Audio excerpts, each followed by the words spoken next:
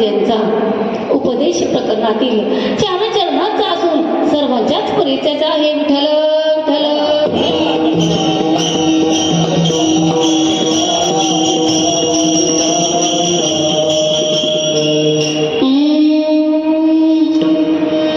सर्वप्रथम सेवेला प्रारंभ करण्यापूर्वी वारकरी दंडकाप्रमाणे परिहार देणं अत्यंत गरजेचं असतं. वास्तविक पाहता आयोजित केलेला कार्यक्रम कशासाठी आहे हे आपल्या सर्वांना ज्ञात आहे, परंतु सांगणं हे सांगणाऱ्याचं आद्य कर्तव्य असतं. आज या वाणी मंगल कार्यालयामध्ये रेणुका नगर परिसरातील ज्येष्ठ व्यक्तिमत्व असलेले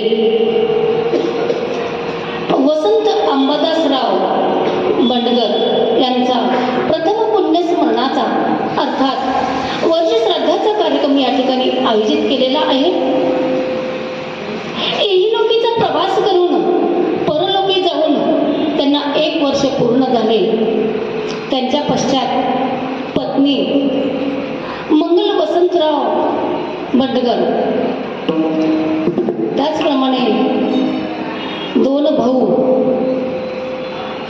शरद आणि कैलास भाऊ हे त्यांचे 2 भाऊ आहेत. सौरभ गणेश हे त्यांचे पुतणे आहेत आणि 2 विवाहित मुलं श्री अनिल वसंतराव बंडगर, सुनील वसंतराव बंडगर आणि एक अविवाहित मुलगा कुणाल वसंतराव बंडगर.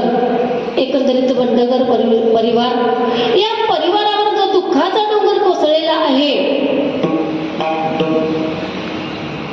त्या दुःखातून त्यांना सावरण्याची शक्ती प्राप्त व्हावी. 1च वर्ष पूर्ण झाले, परंतु या परिवाराला प्रत्येक दिवस वर्षासारखा गेला असेल यात शंका नाही. परंतु काय करणार, जेवढं आयुष्य असतं तेवढंच आयुष्य आपण या पृथ्वी तलावर जगू शकतो हेही तितकं सत्य आहे. म्हणून या परिवाराला दुःखातून सावरण्याची शक्ती प्राप्त व्हावी आणि त्यांच्याही आत्म्याला शांती लाभावी म्हणून मी आपल्या सर्वांच्या वतीनं पांडुरंग परमात्म्याच्या चरणी प्रार्थना करते की त्यांच्या आत्म्याला शांती लाभावी. विठ्ठल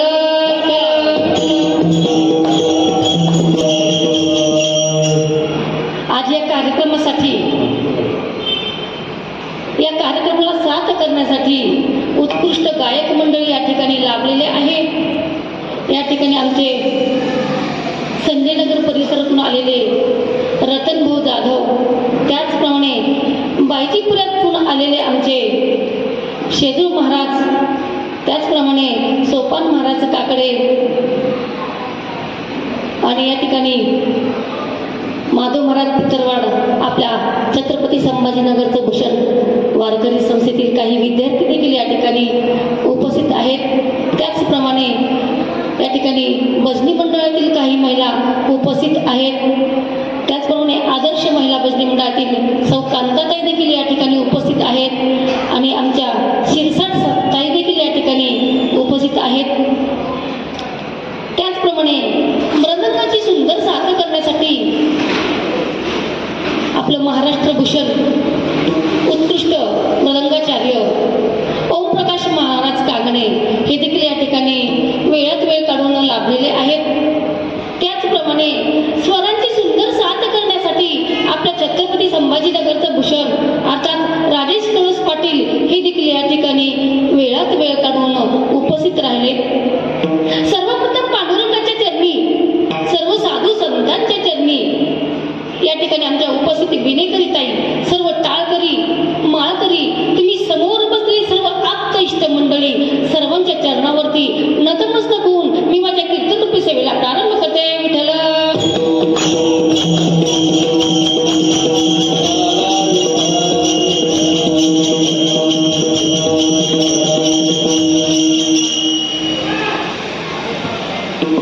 सर्वप्रथम आपण या अभंगाचा भावार्थ पाहणार आहोत.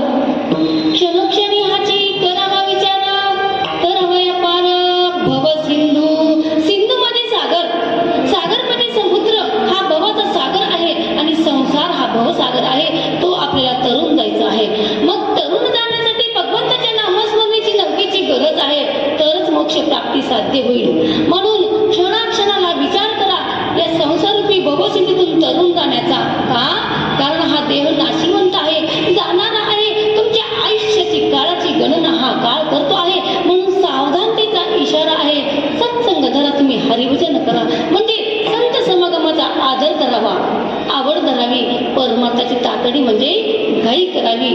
आणि या इहिलोकीतली जी धुंदी आहे, जो धूर आहे, जो मत आहे, जो वेगवेगळ्या प्रकारचा व्यवहार आहे, तो या डोळ्यामध्ये न ठेवता या संसारूपी भवस्थितीतून तरुण जावं असा हा अभंगाचा सरळ सरळ भावार्थ आहे. चिंतनाकडे वळणार आहोत. या अभंगाच्या माध्यमातून तुकोबराय या पृथ्वी तलावर जन्मास आलेल्या प्रत्येकास उपदेश करतात की बाबांनो, गेलेल्या गोष्टींचा विचार करण्यापेक्षा राहिलेल्या गोष्टींचा क्षणाक्षणाला विचार करा. गेलेल्या आयुष्याचा विचार करण्यापेक्षा राहिलेल्या आयुष्याचा क्षणाक्षणाला विचार करा. मागे काय काय झाले, काय काय उपद्रव केले ते सर्व सोडून द्या आणि आता राहिलेल्या आयुष्याचा क्षणाक्षणाला विचार करा. अगर किसी ने आपको पूछा जिंदगी में आकर क्या खोया और क्या पाया, तो उसे बेशक कहना बहुत कुछ खोया वो मेरी नादानी थी, और जो कुछ पाया वो भगवान की मेहरबानी थी. म्हणून त्या भगवान परमात्म्याची कृपा आपल्यावर आहे, त्या भगवान परमात्म्याची मेहरबानी आपल्यावर आहे. म्हणून आपण या धर्म मंडपामध्ये आज उपस्थित आहोत. त्याची जर कृपा नसती तर कोरोना आपल्याला कधीच घेऊन गेला असता, हेही तितकं सत्य आहे. म्हणून या संसारूपी भवस्थितीतून तरुण जाण्याचा विचार करायचा. परंतु आपण सकाळपासून ते संध्याकाळपर्यंत झोपेपर्यंत संसाराचा विचार करतो महाराज, संसाराचा विचार करतो. मात्र हा विचार आपल्याला येत नाही. कोणता? संसारूपी भवस्थितीतून तरुण जाण्याचा. का? आपलं चित्त 12 महिने 18 काळ त्या संसारात घुसलेला असतं. संसार आपल्याला सोडत नाही, आपण संसाराला सोडत नाही. तात्पर्य सांगायचं काय? त्या या चित्तामध्ये काय साठलेला आहे? संसार साठलेला आहे. मग या चित्तामध्ये देव कसं साठवायचा? नाथ महाराज एक दृष्टांत सांगतात. एक श्रीमंत कुटुंब होतं. त्या कुटुंबामध्ये एक मुलगा होता. तो एकुलता एक, कमी शिकलेला, लाडात वाढलेला होता. त्याचं लग्न झालं होतं. लग्नानंतर तो सतत बायको सोबत राहायचा. बायको चपात्या करायला बसली, हात चपात्या बाजू लागायचा. बायको कपडे धुत बसली तर हा कपडे सुकत टाकायचा. बायकोला त्याचं वागणं पटत नव्हतं, परंतु ती खानदानी असल्यामुळे सर्व गोष्टी सहन करीत होती. एके दिवशी तो पान खाण्याच्या निमित्ताने बाहेर गेला. बाहेर गेल्यानंतर त्याच्या बायकोला घेण्यासाठी मुराई आला आणि त्या मुराईने सांगितलं की तिच्या वडिलांची तब्येत ठीक नाही, मी तिला घेऊन जाण्यासाठी आलो आहे. तेव्हा त्याची आई म्हणाली, तुम्ही लगेचच घेऊन जा, माझा मुलगा बाप मेला तरी पाठवणार नाही. कारण आई मुलाचे नाटकं पाहत होती. मग तो मुराई त्याच्या बायकोला घेऊन गेला. महाराज काही वेळाने घरी आला. घरी आल्यानंतर त्याने बायकोला इकडं तिकडं पाहायला सुरुवात केली. कुठं दिसणं गेली, परेशान झाला आणि आईला म्हणाला, आई ती कुठं गेली? आई म्हणाली, बाळा ती माहेरी गेली, तिच्या वडिलांची तब्येत ठीक नाही. तो म्हणाला, आई मला न विचारताच का गेली?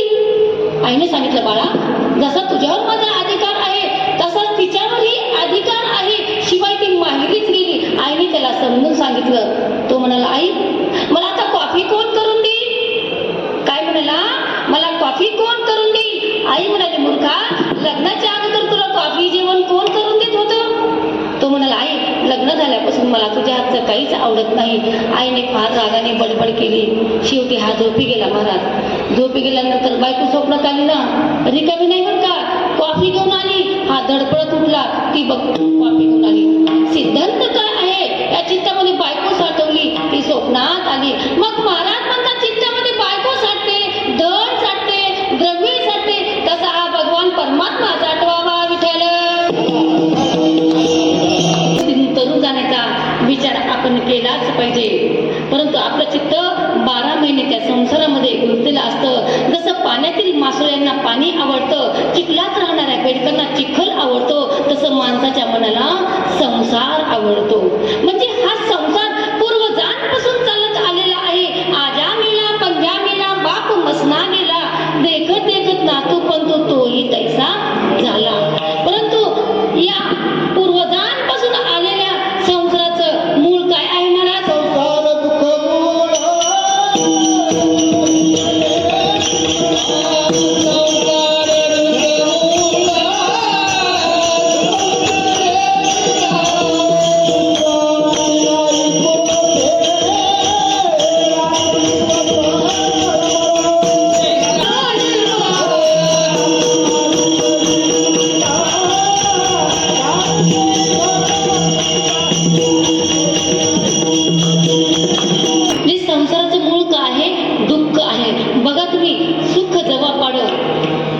दुःख दुःख पर्वत आहे एवढं, म्हणजे संसारात सुख नाही. परंतु एक गोष्ट लक्षात घ्या, सुख असो किंवा दुःख असो हे निर्माण करण्याचा अधिकार आपल्याला नाही, त्या भगवान परमात्म्याला अधिकार आहे. मग सुखाचा जसा आपण आनंदाने स्वीकार करतो तसा दुःखाचाही आनंदाने स्वीकार करावा आणि त्या भगवान परमात्म्याला म्हणावं, हे प्रभु सुख भी मुझे प्यारे है, दुख भी मुझे प्यारे है.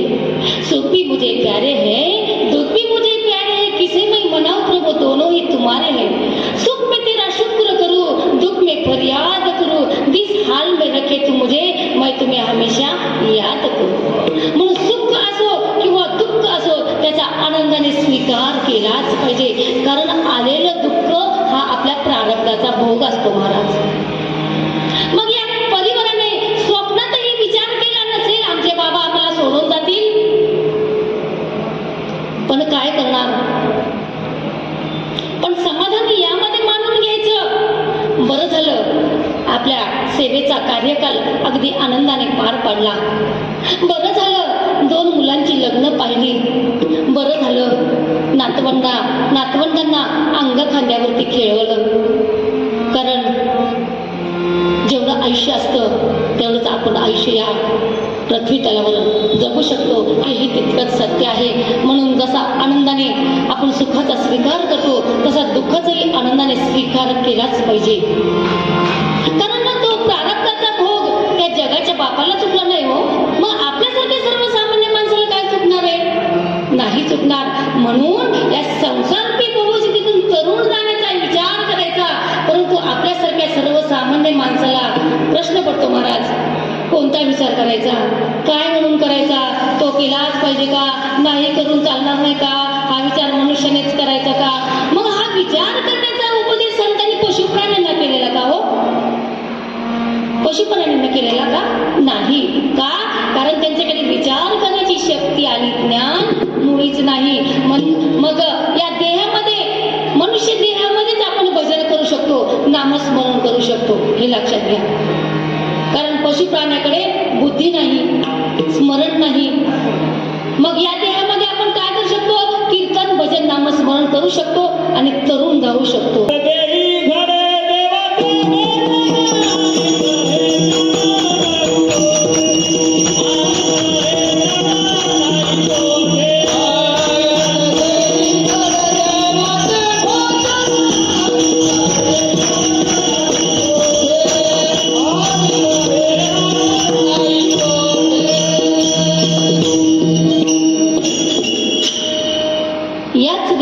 देवाचे भजन अनेक हे ज्ञान नाही कोठे, फक्त मनुष्य प्राण्यालाच या ठिकाणी ही बुद्धी हे ज्ञान आहे, हे लक्षात घ्या. म्हणून आपणच भगवंताचं नामस्मरण भजन करू शकतो.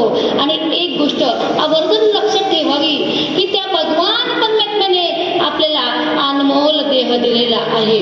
म्हणजे नरदेह मिळणे हे दुर्लभपणाचं लक्षण आहे आणि भारत देशामध्ये जन्म मिळणे हे देखील दुर्लभपणाचं लक्षण आहे. म्हणजे भाग्याने आपल्याला हा नरदेह प्राप्त झालेला आहे, हे लक्षात घ्या. सर्व वेद शास्त्र संतांनी दुर्लभ असं म्हटलेलं आहे. मग तुम्ही पहा, अशी फळे फुले नद्या संतांचे अवतार देवाचे अवतार कोणत्याच देशात नाही. एक भारतातील प्रवचनकार अमेरिकेला गेले होते.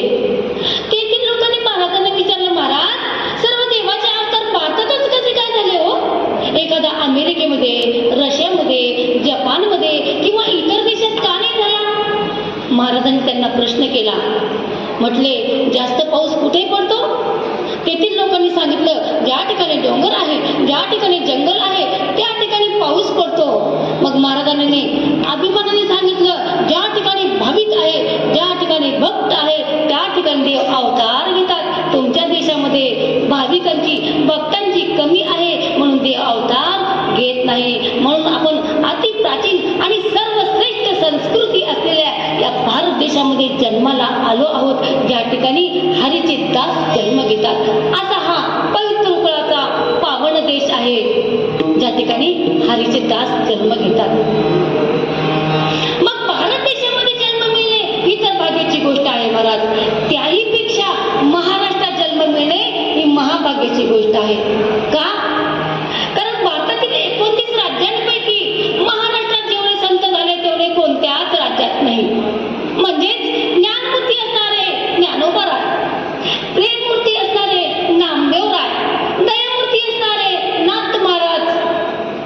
वैरागी मूर्ती असणारे तुकोबराय आणि स्फूर्तीस्थान असलेले छत्रपती शिवाजी महाराज हे या महाराष्ट्राचं वैभव आहे. म्हणून संतांबरोबर छत्रपती शिवाजी महाराजांचे अनंतकोटी उपकार आपल्या महाराष्ट्र भूमीवर आहे हे लक्षात घ्या. जेव्हा जिजाऊ माता 7 महिन्याच्या गरोदर होत्या तेव्हा जिजाऊ मातेने आई तुळजाभवानीवर प्रार्थना केली होती, हे जगदंबे, सूर्यासारखं तेजस्वी बाळ माझ्या पोटी जन्माला घाल. हिंदूची अस्मिता जागृत करणारा, भगव्या जिल्ह्याखाली सर्वांना एकत्रित करणारा माझ्या पोटी जन्माला घाल. आणि असा हा छत्रपती शिवाजी महाराजांसारखा तेजस्वी बाणा जिजाऊ मातेच्या पोटी जन्माला आला. रणरणांगिनी जिजाऊ माता, जिने दिला महाराष्ट्राच्या मातीला शिवबा दाता. आणि अशा या दात्याने जिजाऊ मातेच्या प्रेरणेने समर्थ रामदासांच्या मार्गदर्शनाने आई तुळजाभवानीच्या आशीर्वादाने शून्यातून महाराष्ट्र साकार केला. म्हणून महाराष्ट्राचा खरंच आपल्याला अभिमान असायला हवा. का? महाराष्ट्राची पवित्र भूमी, भारत भूचा प्राण. महाराष्ट्राची पवित्र भूमी, भारत भूचा प्राण. महाराष्ट्राची पवित्र भूमी, भारत भूचा प्राण. पराक्रमाने परिक्रमाने उन्नत आहे मान. पराक्रमाने परिक्रमाने उन्नत आहे मान. पराक्रमाने परिक्रमाने उन्नत आहे मान. ज्ञानियांचा लिहिणाईती वेद मंत्र बोले. ज्ञानियांचा लिहिणाईती वेद मंत्र बोले. तुकयाच्या वाणीवर अवघा महाराष्ट्र डोळे. इथे निपजले शूरवीरणी साधू संत मामा. इथे निपजले शूरवीरणी साधू संत मामा. महाराष्ट्राची पवित्र भूमी, भारत भूचा प्राण.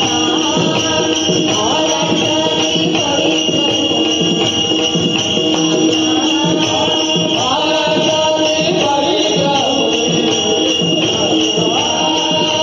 पराक्रमाने परिक्रमाने उन्नत आहे मान. पराक्रमाने परिक्रमाने उन्नत आहे मान.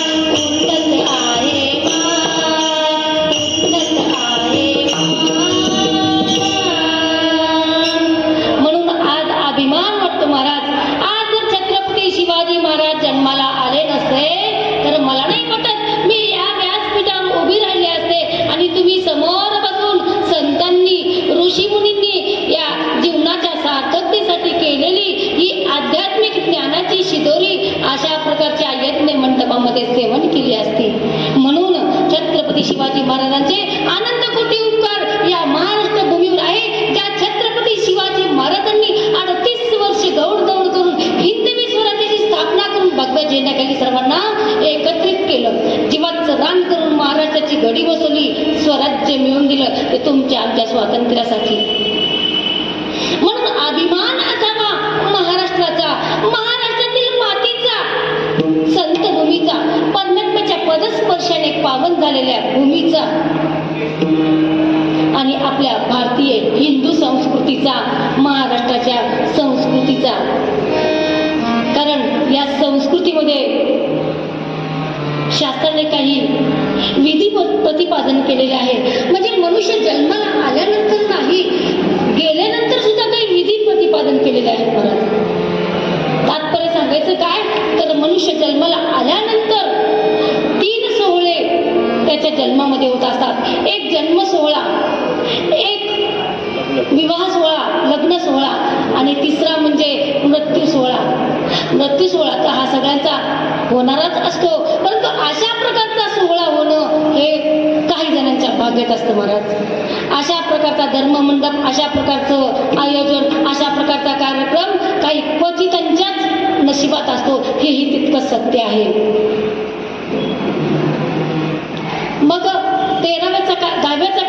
असेल, 13वेचा कार्यक्रम असेल, 14वेचा गोड जेवणाचा कार्यक्रम असेल, प्रत्येक महिन्याला त्या व्यक्तीच्या नावाने एका व्यक्तीला जीव घालण्याचा कार्यक्रम असेल, प्रत्येक महिन्याला जीव घालण्याचा कार्यक्रम असेल. असं करत करत आज घडीला वर्ष श्राद्ध म्हणजे ज्या तिथीला त्यांना देव आज्ञा झालेली असतीच त्या तिथीला म्हणजे आज घडीला त्यांचं वर्ष श्राद्धाचा अर्थच असा होतो, वर्ष येते ती श्राद्ध हा म्हणजे श्रद्धापूर्वक अंतःकरणाने केलेले सर्व विधी आणि सर्व विधी या बंडकर परिवाराने अतिशय विधिवत पूजेने केलेले आहेत. नक्कीच बाबांना ऊर्ध्वगती प्राप्त झाल्याशिवाय राहणार नाही, त्यांच्या आत्म्याला शांती लाभल्याशिवाय राहणार नाही, हे लक्षात घ्या. म्हणून या संसारपी बहुस्थितीतून तरुण जाण्याचा विचार करायचा. कारण ऋषीमुनींनी संतांनी अनेक ग्रंथांची निर्मिती केलेली आहे. मग तो ग्रंथ भगवद्गीता असेल, श्रीमद भागवत असेल, रामायण असेल, महाभारत असेल, तुकोबा नायकचा गाथा असेल, प्रत्येक ग्रंथाचा विचार करा. कारण प्रत्येक ग्रंथानं आपल्याला एक तत्व दिलेलं आहे. मग जीवन कसं जगावं हे गीता सांगते, मरावं कसं, जीवनाचा शेवट कसा करावा हे श्रीमद भागवत सांगतं. रामायणाने आपल्याला आदर्श घालून दिले, महाभारताने तत्वासाठी राजकारण शिकवलं आणि तुकोबाई रायांच्या गाथेमध्ये तुकोबाराय उपदेश करतात की बाबांनो, हा देह मिळालेला आहे, माणसासारखं जगा. तो म्हणतो महाराज माझ्याकडून तो खूप काही चुका झाल्या.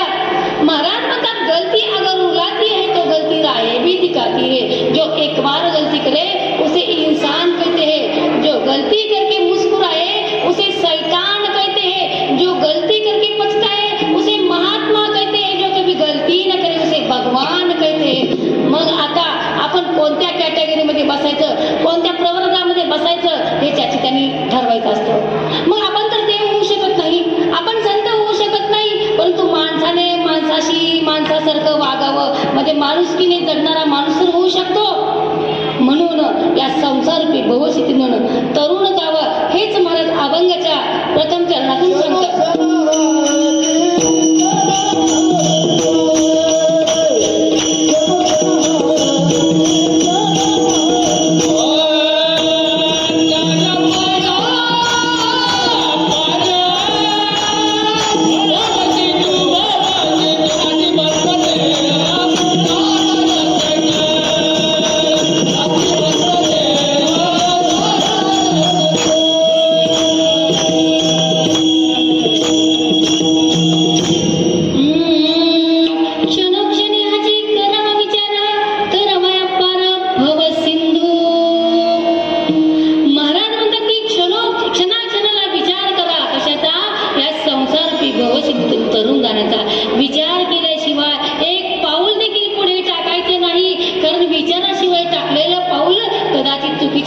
पडू शकतो, कदाचित गलिच्छ जागेवर पडू शकतो, एखाद्या विंचवावर पडू शकतो, एखाद्या सापावर सुद्धा पडू शकतो. म्हणून विचार करा, विचार केल्याशिवाय एक मिनिट देखील वाया जाऊ द्यायचं नाही. आता माझ्याच जीवनामध्ये घडलेला प्रसंग सांगते. मी 4वी-5वीला असेल महाराज, 4वी-5वीला असेल. उन्हाळ्याचे दिवस होते. पाणी पिण्यासाठी मध्यरात्री उठले. पाणी पिण्यासाठी एका घरातून दुसरं घर ओलांडून अंगणामध्ये माठ ठेवलेला होता. अंगणामध्ये पाणी पिण्यासाठी गेले. पाणी पिलं आणि परत येत असताना त्या दुसऱ्या रूममध्ये असं लांबलचक मला काहीतरी दिसलं महाराज. लांबलचक असं काहीतरी दिसलं. मला वाटलं भावाच्या पॅन्टचा बेल्ट असेल, कुणी साप पडून घाबरून जाईल म्हणून असं वाटलं. तो उचलून वरी खुंटीला अडकून द्यावा असं वाटलं मला. परंतु विचार केला, बेल्ट आहे का साप आहे. मग मोठा लाईट लावला. मोठा लाईट लावला महाराज. एवढा मोठा साप दिसला. साप दिसल्यानंतर जोरात शब्द निघाले, अरे बाप. आता साप निघाल्यानंतर काय आपली धांदल उडते आपल्या सर्वांना माहीत आहे. म्हणून विचार केला. मी जर विचार केला नसता, ते जर उचललं असतं तर नक्कीच त्या सापाने मला दंश केला असता. म्हणून विचार करा आणि या संसारूपी भवस्थितीतून तरुण जाण्याचा क्षणाक्षणाला विचार करा. कारण जीवनामध्ये एका सेकंदाला, एका क्षणाला सुद्धा महत्व आहे बरं का. कारण क्षणाक्षणाला आपण त्या काळाच्या जवळ जात असतो, हे लक्षात घ्या. मग तुम्हाला वेळेचं महत्व थोडक्यात पटवून सांगते, लक्षपूर्वक ऐका. मग एका वर्षाची वेळेची किंमत काय असते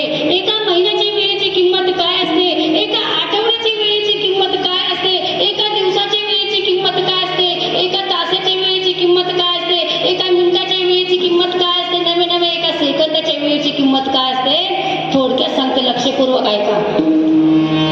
मग एका वर्षाच्या वेळेची किंमत त्यांना विचारा ज्यांनी वर्षभर अभ्यास केला परंतु तो नापास झाला. म्हणजे नापास झालेल्या विद्यार्थ्यांना विचारा एका वर्षाच्या वेळेची किंमत काय असते.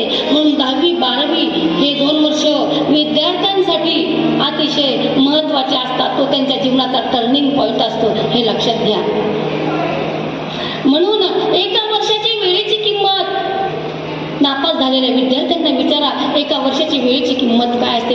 एका महिन्याच्या वेळेची किंमत त्या मातृत्वाच्या वाटेवर असणाऱ्या त्या स्त्रीला विचारा एका महिन्याची वेळेची किंमत काय असते. जेव्हा स्त्री गरोदर असते, लक्षपूर्वक ऐका, जेव्हा स्त्री गरोदर असते तेव्हा त्या स्त्रीला 9व्या महिन्यामध्ये काय त्रास होतो हे त्या स्त्रीला माहीत असतं महाराज. म्हणून तर परमात्मा की बात जो पूजनीय व्यक्ति होती है वो माँ होती है, क्योंकि मौत की गोद में जाकर वो बच्चों को जन्म देती है. बघा तुम्ही, आपल्याला बोटाला जर थोडंसं कापलं तर किती त्रास होतो, किती वेदना होत असतात. परंतु वेळ प्रसंगी सिझरच्या वेळी त्या मातेला इतभर बोट पहडावं लागतं, तेव्हा कुठे बाळाचा जन्म होतो. मग एक गोष्ट लक्षात घ्या, मरने के तो बहुत सारे रास्ते हैं, मरने के तो रास्ते बहुत सारे हैं, लेकिन जन्म का एक ही रास्ता है और वो है माँ. म्हणून आपल्या भारतीय संस्कृतीमध्ये मातेला अतिशय महत्त्वाचं स्थान दिलेलं आहे. यत्र नारीस्तु पूजन्ते नमते तत्र देवता. म्हणजे ज्या ठिकाणी स्त्रीचा सन्मान केला जातो तिथे देवता प्रसन्न होत असतात. म्हणून तर कबीरदास महाराज देखील म्हणतात, नारी की निंदा मत कर यारो, नारी है रतन की खान.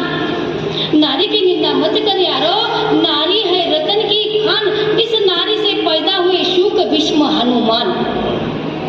म्हणजे आपल्या भारतीय संस्कृतीने मातेला खूप मोठं मोलाचं स्थान दिलेलं आहे.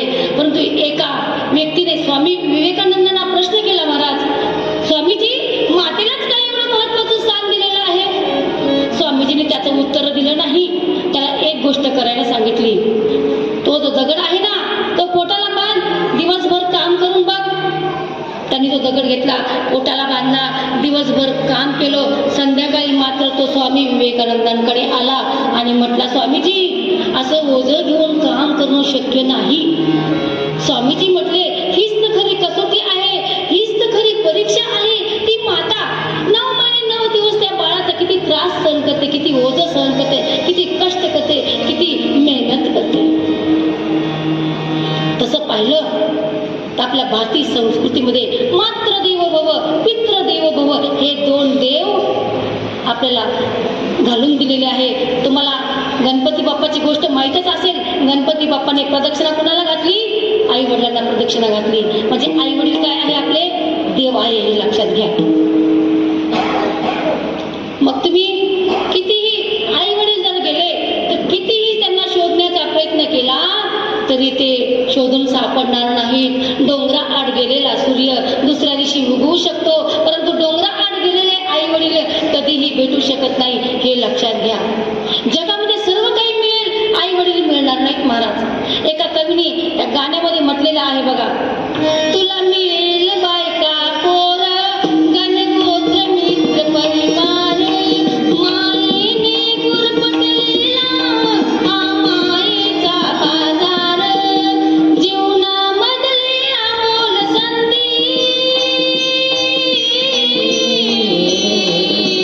जीवनामधली अमोल संधी घालू नको तू वाया, कायाची दोन्ही तुझ्या शिरावर धरली सुखाची छाय वेड्या, मिळणार नाही तुला बायका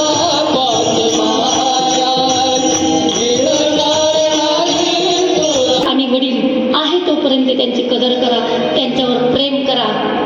कारण गेलेली मूर्ती दिसत नाही महाराज. ज्यांना आई नाही त्याला विचारा आई काय असते. त्यांना विचारा आईची किंमत काय असते, वडिलांची किंमत काय असते. म्हणून आहे तोपर्यंत आई वडिलांची सेवा करा, आई वडिलांवर प्रेम करा. म्हणून आई जरी घराचं मांगल्य असलं तरी बाप हा घराचं अस्तित्व असतं महाराज. म्हणून बघा तुम्ही, साधी ठेस लागली तर आई ग असं म्हणतो आपण. परंतु एखादा मोठा साप होऊ द्या किंवा एखादा असा हायवेवर एखादा ॲक्सिडेंट पाहू द्या, अरे बाप हा शब्द तोंडामध्ये येतो. म्हणजे छोट्या किरकोळ कारणासाठी आई आठवते आणि मोठ्या कारणासाठी बाप आठवतो महाराज. म्हणून एक गोष्ट लक्षात घ्या, एका महिन्याची किंमत त्या मातृत्वाच्या वाटेवर असणाऱ्या त्या स्त्रीला विचारा, एका महिन्याची वेळेची किंमत काय असते, एका आठवड्याची वेळेची किंमत. त्या वृत्तपत्रकाच्या संपादकाला विचारा, एका आठवड्याची वेळेची किंमत काय असते, एका दिवसाच्या वेळेची किंमत. रोजगाराचं काम करणाऱ्या कामगाराला विचारा, किंवा आपलं संपूर्ण राज्य दान न करून मरण पुढे ढकलणाऱ्या सिकंदराला विचारा, एका दिवसाची वेळेची किंमत काय असते, एका तासाच्या वेळेची किंमत. त्या सूर्यवंशाच्या खटवांग राजाला विचारा, एका तासाच्या वेळेची किंमत काय असते. हा सूर्यवंशाचा खटवांग राजा स्वर्गामध्ये देवाला मदत करण्यासाठी गेला. देवाला विजय प्राप्त करून दिल्यानंतर स्वर्गातून मृत्यूलोकामध्ये येत असताना देवाला विचारलं, देवा माझं आयुष्य किती शिल्लक राहिलं. देवाने सांगितलं, फक्त 1 तास. 1 तास.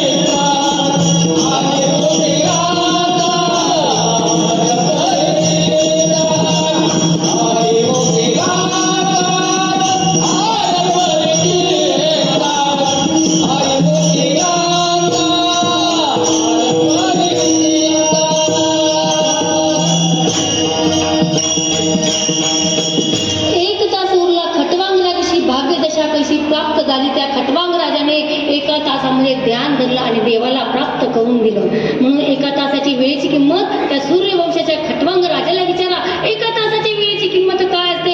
आणि 1 मिनिटाच्या वेळेची किंमत. मुंबईला त्या छत्रपती शिवाजी टर्मिनसवर जेव्हा त्या हरामखोर कसाबनं गोळीबार केला होता ना, तेव्हा त्याचा गोळीबार होण्याच्या 1 मिनिट अगोदर त्या लोकलमध्ये प्रवास करून आपला जीव वाचलेल्या त्या भाग्यवान मुंबईकरांना विचारा, 1 मिनिटाची वेळेची किंमत काय असते. आणि 1 सेकंदाच्या वेळेची किंमत. त्या ऑलिम्पिक खेळामध्ये 1 सेकंदानं 1 क्षणानं सुवर्ण पदक हुकलेल्या खेळाडूंना विचारा, 1 सेकंदाची किंमत काय असते. म्हणून सेकंदाला क्षणाक्षणाला आपण काळ्याच्या जवळ जात असतो हे लक्षात घ्या. म्हणून जीवनामध्ये वेळेला फार महत्व आहे हो, परंतु आपल्याला कळत नाही. मग आपण आपली वेळ मनोरंजनामध्ये, टीव्ही बघण्यामध्ये, इकडून तिकडे फिरण्यामध्ये, गप्पा मारण्यामध्ये, काही लोक आपली वेळ विविध प्रकारच्या व्यसनामध्ये घालतात. काही प्रकारचे लोक भजन नामस्मरण कीर्तनामध्ये घालतात. मग भजन नामस्मरण कीर्तनामध्ये जर वेळ घातली त्यात तरी आपल्या जीवनाचं सार्थक आहे. म्हणून सत्संग करा. सत्संग म्हणजे भजन. भजन म्हणजे एक नावच असते महाराज. नाव देखील अनेक लोकांना पाण्यातून तारून नेते आणि जहाज किंवा बोट ही देखील अनेक लोकांना पाण्यातून तारून नेत असते. मग कीर्तन म्हणजे एक बोट किंवा जहाज समजा. कीर्तन म्हणजे एक जहाज किंवा बोट समजा. मग तुम्ही सत्संगामध्ये बसून भजन केलं तर तुम्ही तरून जाऊ शकता. आणि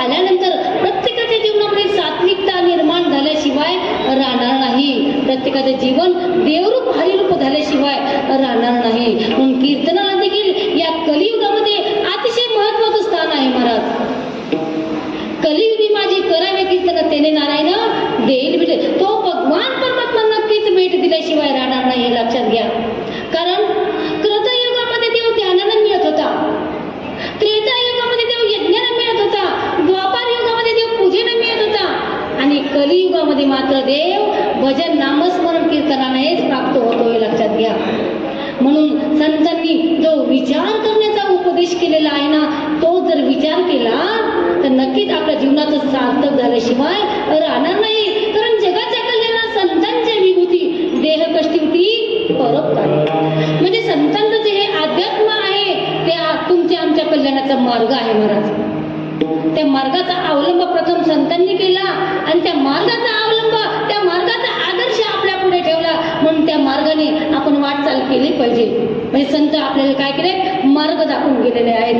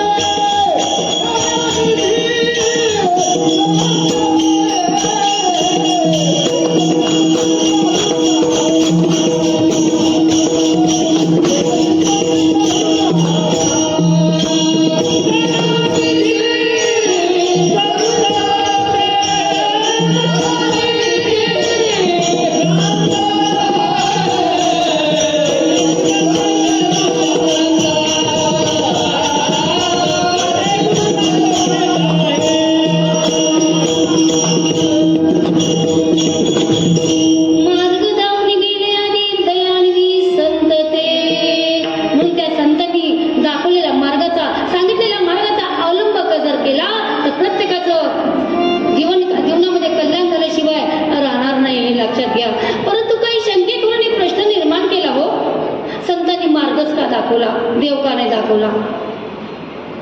आता देव का त्या हातगाड्यावर विकणारे वस्तूप्रमाणे आहे का हो? चमचा, चाणी, कोई भी चीज उठाव 10-10 रुपये में, या वस्तूपैकी आहे का? नाही. ती दाखवण्याची गोष्ट नाही तर ती अनुभवण्याची गोष्ट आहे, हे लक्षात घ्या. म्हणून तर ज्ञानेश्वर महाराजांनी एका ठिकाणी सांगितलेलं आहे, कसे बोटाने दाखवू तुला, हे अनुभव गुरुच्या बोला, ती अनुभव घेण्याची गोष्ट आहे, हे लक्षात घ्या. म्हणून संतांनी सांगितलेला मार्गाचा अवलंब आपण केला पाहिजे. ते संत कोणते हो? तेची संत ज्यांचा हेत विठ्ठली. ते संत जे जीवापेक्षाही अफाट प्रेम करतात भगवंतावर, ते संत. एकदा एका ग्रहस्थाने संत जनाबाईला विचारलं, तुम्ही काय खाता, काय पिता? संत जनाबाईने सांगितलं, देव खाते, देव पिते. अर्थात त्यांनी देव पचवला, हृदयात साठवून ठेवला. हृदयात साठवलाच नाही, कोणला देखील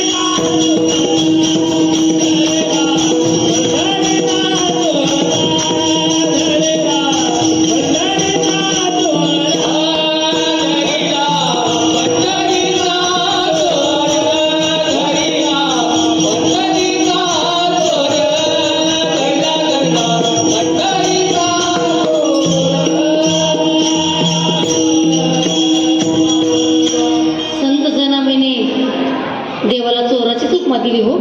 देवरूपी चोराच्या गळ्याला प्रेमरूपी चोरीने बांधून तिने हृदयरूपी बंदीखान्यात कोंडून ठेवलं. एवढा मोठा अधिकार भक्तीच्या माध्यमाने प्राप्त केला हो. म्हणून मागे जावे. मग ते कोणते संत? निवृत्ती ज्ञानदेव सोपान मुक्ताबाई एकनाथ नामदेव तुकाराम. निवृत्ती ज्ञानदेव सोपान मुक्ताबाई एकनाथ नामदेव तुकाराम. नामदेव तुकोबा निर्वाणमय वीरमय मंगलनाम.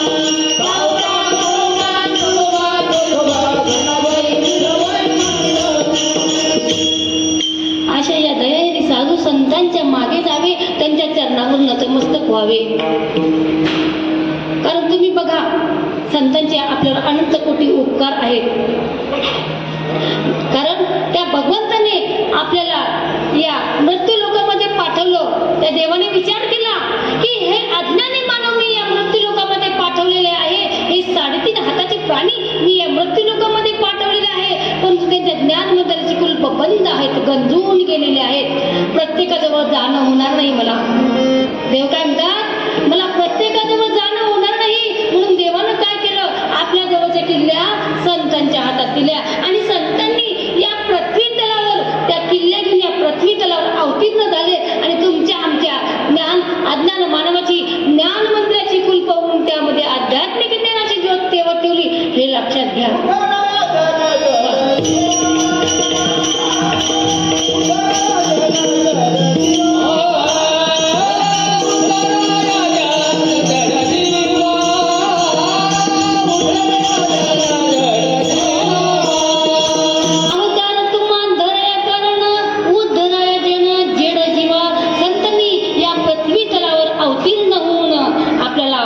मार्गदर्शन केलं, आपल्याला सर्व काही ग्रंथांचं ज्ञान सांगितलं. का? कारण हे स्थूल शरीर या जीवाचा उद्धार करू शकत नाही, हे जड शरीर या जीवाचा उद्धार करू शकत नाही. म्हणून संतांनी विविध ऋषीमुनींनी अनेक ग्रंथांची निर्मिती केली, जेणेकरून आपल्या जीवाचा उद्धार होईल. म्हणून अशा या दयानिधी साधू संतांच्या मागे जावे आणि त्यांच्या चरणावर नतमस्तक व्हावे. म्हणून या संसाररूपी भवसिंधूतून तरुण जायचं. का? त्याचं कारण महाराज अभंगाच्या द्वितीय चरणातून सांगतात.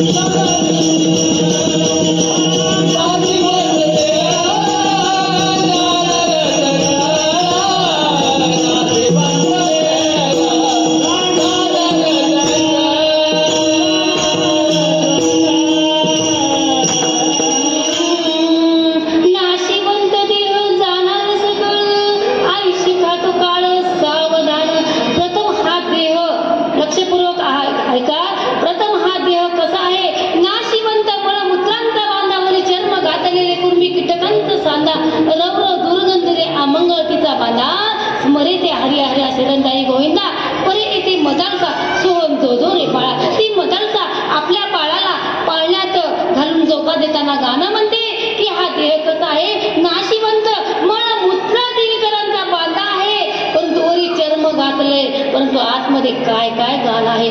आता विचार करा, त्या भगवान परमात्म्याने ही पॅकिंग एवढी जबरदस्त वापरली म्हणून बरी आहे. नाहीतर मी काही इथं उभं राहावं, तुम्ही काय समोर बसावं, कुणीच कुणाच्या जवळ सारखं नसतं महाराज. असा हा नाशिवंत देह आहे. या देहाला कधी 100-150 वर्ष झाली तरी तसाच आहे असं कधी घडलं का हो? घडलं नाही, घडणारही नाही. मग या देहासाठी लक्स काय, हमाम काय, संतूर काय, मोती काय, काहीही लावा. कधी कीर्तनाला जाऊ नका, कधी भजन करू नका, कधी नामस्मरण करू नका, कधी हाताने दान करू नका. 4 लाकडाऐवजी 10 लाकडं जास्त लागतील, काय लागणार दुसरं? मग या शरीरासाठी कितीही चांगल्या प्रकारचा आहार सेवन करा, कितीही दर्जेदार सौंदर्य प्रसाधने वापरा, मग हा देह म्हातारा होणार नाही का? याचे केस पांढरे होणार नाही का? होणार. याचे दात पडणार नाही का? पडणार. याचे हातापाय थकवा येणार नाही का? येणार. सर्वच क्रिया कालांतराने होणार आणि एके दिवशी देह जाणार. देह जाईल त्याचे काळोबा खाईल. ज्याचा ज्याचा जन्म झाला त्याला एका दिवशी मरावंच लागणार. मरणार.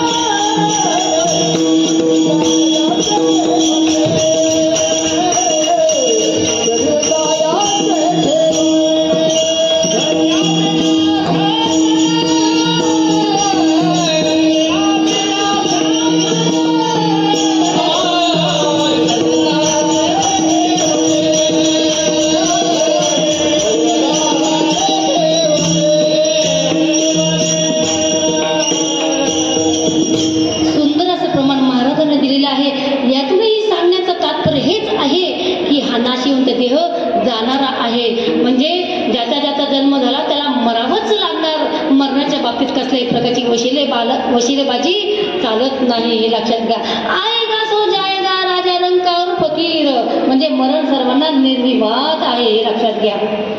परंतु एक गोष्ट लक्षात घ्या, आपण जन्माला येण्याची किंवा जाण्याची तारीख आपल्याला माहीत नसते. आपण कधी जन्माला येणार, कधी जाणार हे आम्हाला माहीत असतं का?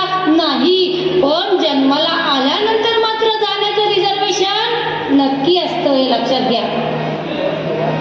जाण्याचं रिझर्वेशन नक्की असतं, पण तो तारीख डिक्लेअर झालेली नसते, कारण तो जगाचा बाप, त्याला माहिती होतं याच्या जर जाण्याची तारीख डिक्लेअर केली असती तर खूप काही भानगडी वाढल्या असत्या महाराज. काहीतरी तरतूद होतं तर तो तारीख पुढे ढकला असा मनुष्य म्हणाला असता आणि पृथ्वी तलावरची वशिलेबाजी ब्रह्मदेवापर्यंत गेली असती, यात शंका नाही. म्हणून जाण्याचं रिझर्वेशन नक्की असतो, हे लक्षात घ्या. म्हणून त्या भगवान परमात्म्याचं नामस्मरण केलंच पाहिजे, तेच आपल्या सोबत येत असतं. कारण स्मरण या शब्दाचा अर्थच असं होतो महाराज, स अधिक मरण म्हणजे स्मरण, म्हणजे मेल्यानंतर आपल्या सोबत जे येतं ते भगवंताचं नामस्मरण. तुम्ही लक्षात घ्या, आपण येताना एकटे, जाताना एकटे, येताना उघडे, जाताना उघडे, काही सोबत घेऊन जाता येतं का? नाही. हे तर तुम्हाला मान्य आहे ना, काही सोबत घेऊन जाता येत नाही. मग दास लहरीचं एक सुंदर गाणं आहे बघा.